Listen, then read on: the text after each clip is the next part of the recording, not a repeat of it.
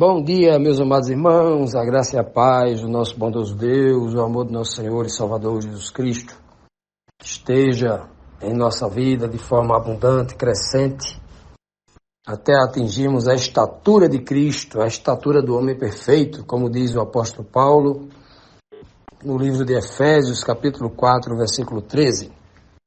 Amados, vamos dar continuidade à nossa lição bíblica diária. Chegamos hoje aqui ao último dia da lição desta semana, que é a sexta-feira, quando nós vamos ter a oportunidade de examinar as duas últimas perguntas dessa nossa lição. A lição da sexta traz as perguntas 11 e 12, e a pergunta 11 traz o seguinte questionamento: o poder da fé pode fazer o homem superar que obstáculos? O versículo aqui é o 37 e o 38 do capítulo 11, que diz assim: foram apedrejados, cerrados, tentados, mortos ao fio da espada, andaram vestidos de peles de ovelhas e de cabras, desamparados, aflitos e maltratados, errantes pelos desertos e montes e pelas covas e cavernas da terra. Vejam só que texto, né? Veja que esse texto aqui é uma continuação do texto que nós vimos ontem, falando que muitos, pela fé, receberam seus mortos ressuscitados, uns foram torturados, não querendo ser livres, não querendo o livramento, e por isso vão alcançar uma melhor ressurreição, experimentar escárnio, açoite, cadeias e prisões. Veja só, E hoje, esses mesmos, a Bíblia diz que, ainda se referindo a essas pessoas muitos foram apedrejados, é o caso de Estevão, Foram cerrados, cerrado ao meio, Isaías. Foram tentados, como os três, Misael, Ananias e Azarias, lá em Babilônia, tentado a se ajoelhar diante da estátua de Nabucodonosor, mas eles tentado sob a ameaça de perder a própria vida. Foram tentados, no caso de José também, foi tentado a se deitar com a mulher do seu senhor, que devia ser uma mulher muito bonita, Mas a fé que ele tinha no coração, ao ponto de dizer assim: pecaria eu contra o meu Deus, Tentados, Outros foram mortos ao fio da espada, Os apóstolos, quantos apóstolos não foram mortos ao fio da espada, perseguidos, Andaram vestidos de peles de ovelha e de cabras, Como o caso de João Batista, que era nem pele era uma pele ainda inferior, e a pele que ele usava era pele de camelo, uma pele difícil de tratar, muito dura, diferente da maciez que eram as peles de ovelhas e de cabras, ou seja, pessoas muito simples, vivendo nos desertos, Pessoas sem os confortos da cidade, pessoas realmente que muita gente olhar para ele, aquele pobre, aquele pobretão, Nesse sentido que a Bíblia está tentando me transmitir aqui uma mensagem, Diz aqui que eles foram desamparados. Não é porque Deus queria que eles ficassem desamparados, mas porque Deus queria fazer deles, na sua simplicidade, um motivo de glória. Nunca seriam esquecidos, desamparados, por exemplo, como Davi. sozinho, sem a companhia de um irmão, fugindo da morte de Saul, querendo matá-lo, né? Sozinho, imagine Davi sozinho numa caverna, lá no deserto à noite, né? No frio do deserto, numa caverna daquela, fugindo da morte, desamparado. Desamparado em que sentido? Pelos homens, por Deus não. Podia até faltar a comida daquele dia, podia ter dificuldade de encontrar água, mas o Senhor não deixou que ele morresse de fome nem de sede. Era teste. Olha, o homem que ia ser o maior de todos os reis de Israel, precisava entender todas as dificuldades do povo pobre e sofredor, ele tinha que passar por tudo isso antes. Tinha que sentir a fome, tinha que sentir a sede, tinha que sentir o frio, tinha que sentir a necessidade, a escassez, para que quando fosse rei fizesse justiça com os pobres. Porque ninguém faz justiça para quem é rico, não, porque o rico já tem tudo, né? Olha só que coisa linda, o Senhor jogou Davi lá no deserto desamparado, né? Tudo para a grandeza de Davi, tudo para o bem de Davi, né? Embora Davi não percebesse quando estava no meio do fogo, no meio do sofrimento, mas quando estava sendo purificado, né? Mas o Senhor é maravilhoso, né? Uns ficaram aflitos, o caso de Ana, que orou, né? Em aflição, chorando no templo, por que é que eu não tenho um filho? Por que que o meu ventre, né? Por que que o Senhor esqueceu de mim, né? Jacó, quando atravessa o val do Jaboque, num desespero, querendo ter a certeza que o Senhor o havia perdoado. E nesse desespero ele encontra tanta força que ele segura, agarra e não deixa o anjo do Senhor ir embora da noite até amanhã cedo. É muita força você segurar uma pessoa, né? Imagina uma pessoa como o anjo do Senhor, que tipo de força era aquela? Ele segurar até de manhã cedo, até o sol começar a despontar. Já imaginou? Que tipo de aflição, a Bíblia até chama de angústia de Jacó, porque era uma aflição muito grande, né? Quantos outros não passaram por aflição? O sofrimento de Joquebede, né? E outros, né? O sofrimento de Jacó pela perda de José, que ele achava que estava morto. Já imaginou? É muito sofrimento, mas tudo isso faz parte de um processo de purificação do homem, porque Deus sabe o que faz. Diz aqui que uns foram afligidos e outros maltratados. Já imaginou o que fizeram com Jeremias? O seu próprio povo jogaram ele numa cisterna, como um bicho debaixo da terra, para alimentá-lo apenas com água e com pão. Tudo isso só suporta quem tem fé.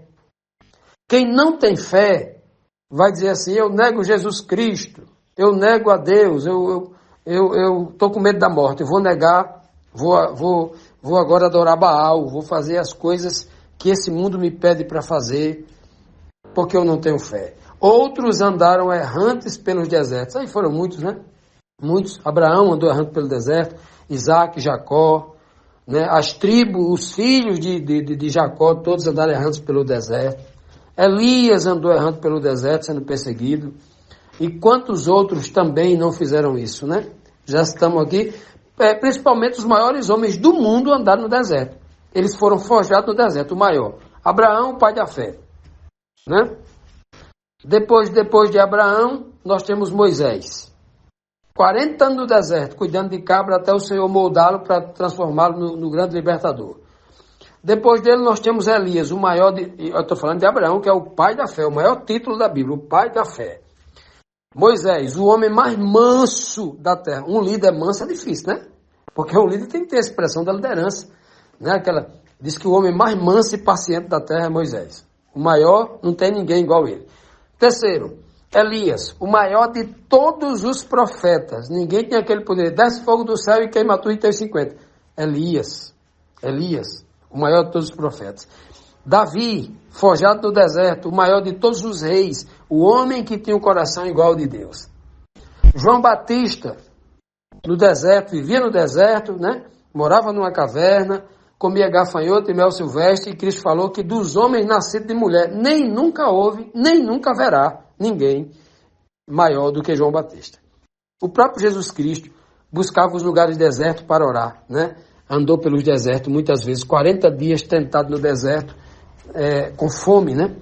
Olha, meus amados, O deserto é a grande escola aonde o Senhor faz o último estágio para que o homem realmente depois receba a bênção. Continuando, meus amados, vamos aqui para a nossa última pergunta, a pergunta dessa nossa lição linda, maravilhosa, a lição falando sobre o poder da fé, o que a fé pode fazer pela minha vida espiritual. E aí o texto está aqui da 12ª pergunta, está no livro de Hebreus, capítulo 11, versículo 39 e o versículo 40. E a pergunta diz assim: por que a nossa fé de hoje deveria ser maior que a deles, de que aquele povo do passado, de todas essas pessoas, de todos esses personagens bíblicos que nós estamos citando aqui durante esses áudios que a gente tem produzido durante essa semana. A gente citou o nome de muita gente, não é? De muita gente de fé. Pois bem, por que nós hoje deveríamos ter mais fé do que Abraão, do que Moisés, do que João Batista, do que Daniel, do que Gideão, do que todos eles? Por quê? Vamos ver se isso tem lógica. O texto diz: e todos estes, tendo tido testemunho pela fé, não alcançaram a promessa provendo de Deus alguma coisa melhor a nosso respeito, para que eles, sendo sem nós, não fossem aperfeiçoados. Que coisa linda, né? Primeiro, está sendo dito aqui que todos estes homens que nós citamos aqui do Antigo Testamento, tendo dado testemunho da fé deles, né? Eles não alcançaram a promessa. Qual foi a promessa? Eles não alcançaram enxergar Jesus Cristo. Eles não viram Jesus Cristo nascer. Eles não viram Cristo dos 30 anos, né, até os 33 e pouco, naqueles 3 anos e meio, mandando o mar se acalmar, mandando Lázaro sair depois de 4 dias de morto, multiplicando pão e peixe, fazendo aquela pesca maravilhosa, transformando algo em vinho, purificando o leproso, expulsando legiões de demônios das pessoas que eram perturbadas mentalmente, fazendo o cego de nascimento enxergar pela primeira vez. Surdos, cegos, mudos, todos sendo curados de uma forma impressionante. Eles não alcançaram essa promessa. Eles não viram isso. E aí, ele dizendo assim, ó, que Deus, aí ele continua dizendo, provendo Deus alguma coisa melhor a nosso respeito. Ou seja, Deus proveu alguma coisa melhor a nosso respeito. Nosso respeito aqui é dos apóstolos, porque os apóstolos foi quem viram isso. Para que eles lá do passado, com aquela fé gigante de Abraão, por exemplo, sem os do presente, não fossem aperfeiçoados. Olha que coisa linda. A fé de Abraão, ela pode ser ainda mais aperfeiçoada se nós hoje, depois de ter toda a Escritura contando tudo sobre Abraão e sobre Cristo, a promessa Cristo, esta fé de Abraão é ainda maior, ela se torna ainda maior, aperfeiçoada ainda. Por quê? Porque eles não tinham Jesus e nós já temos, nós estamos aqui há 1.900 anos, quase 2.000 anos, 2.000 anos, né? Desde que Cristo nasceu nessa terra. Estamos aqui há 2.000 anos dele. Mas ele já veio, nós já temos, inclusive, a Escritura contando tudo dele, tudo que ele fez. Todas as suas palavras preciosas vêm diretamente da boca de Deus. Nós temos tudo. E Abraão não tinha isso. Então, nós hoje que temos tudo, aquela fé, ela se torna maior do que a nossa e a gente pode aperfeiçoar aquela fé. Nós temos esse poder porque nós temos tudo. É por isso que nós temos que ter uma fé muito maior do que a de Abraão. Porque nós temos todas as informações do que Deus pode fazer, do que Deus é capaz, do que Ele ainda vai fazer agora no tempo do fim. Nós temos todos esses recursos na mão.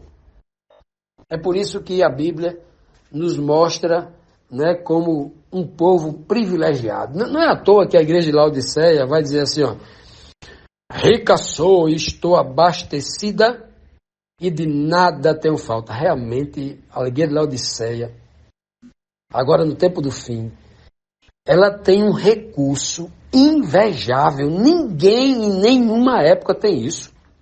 Já imaginou? Agora eu estou com um celular aqui na minha mão, que eu tenho alguns apps, alguns aplicativos, né, no meu celular. Eu tenho aplicativos que eu faço, que é uma verdadeira faculdade teológica. Eu tenho aqui suplementos arqueológicos com informações incríveis, mapas, informações geográficas de alta precisão. Eu tenho aqui estudos de chaves bíblicas, que eu faço aqui um estudo em 5 minutos sobre qualquer assunto, todos os versos da Bíblia. Eu tenho aqui um app com mais de 1000 versões da Bíblia em todas as línguas do planeta, em todos os dialetos da África. Tenho aqui. Já imaginou a quantidade de informação que a gente tem na mão para ter fé? Quando a gente olha para o passado, Abraão não tinha um livreto. Jacó, Isaac, José, as 12 tribos de Israel, os 12 filhos de Israel, não tinham nada disso. Abel não tinha, Noé não tinha, Enoque, que andou com Deus, não tinha. Muitos dos homens de Deus do passado não sabiam ler. Tinham a escritura porque alguém contava para eles, e só o fato de contar eles acreditavam naquilo. E o pouco que eles tinham na mente que acreditavam, eles ficavam firmes naquilo e não. A gente tem tudo hoje na mão. A gente tem por obrigação moral, por obrigação ética, de ser um povo da fé. Mesmo que a Escritura diga que antes da volta de Cristo seria difícil encontrar fé na terra. Mas a fé, a Bíblia diz que a fé vem pelo ouvir a palavra de Deus. E nós temos essa palavra ensinando a gente sobre tudo. Tudo que essa palavra diz acontece. Tudo que a palavra de Deus diz acontece. Se você olhar ao seu redor, o que acontece com a vida do vizinho quando ele escolhe, está lá escrito na Bíblia. Se você comete algum erro ou faz algum acerto, o que acontece com você, as consequências, já está lá na Bíblia. A Bíblia já diz há 1.500 anos atrás, ou melhor, há 3.500 anos atrás, que ela já vem dizendo o que vai acontecer com você se você fizer assim ou assado. É uma palavra que não falha, é uma palavra atualizada, e a fé vem dela. A fé vem pelo ouvir a palavra de Deus. Nós temos a maior fonte, um poço jorrante de água pura, de água viva, para alimentar a nossa fé. Nós deveríamos, né? Temos uma fé muito maior do que aquela que o povo lá do passado tinha.